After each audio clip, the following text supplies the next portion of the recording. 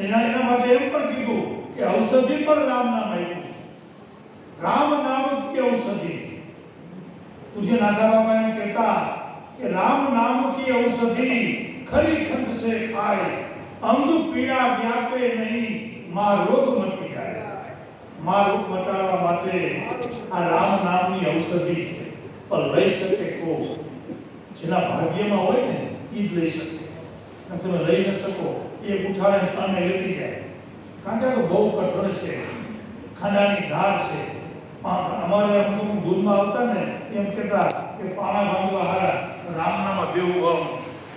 પણ તેમ છતાંય જેના ભાગ્યમાં હોય લઈ શકે, અને ભાગ્યમાં હોય ને એ સદકર્મ કરી શકે, અને કોઈ રીતે ન કરી શકાય. એના માટે કીધું છે કે રામ નામની ઔષધિ વચમાં આપ્યો છે ખરી ખંડ છે ખાય. રામ નામની ઔષધિ તો છે, તેમાં ખરીખંડનો મુદ્દો આવ્યો છે. ખરીખંડ કેને કહેવાય? જેનો શુદ્ધ સારો વિચાર, પરોપકારી કાર્ય કરવાની જેની ભાવના, હંમેશાને માટે શુદ્ધ વિચારનું જેનું કાર્ય, અને પોતાની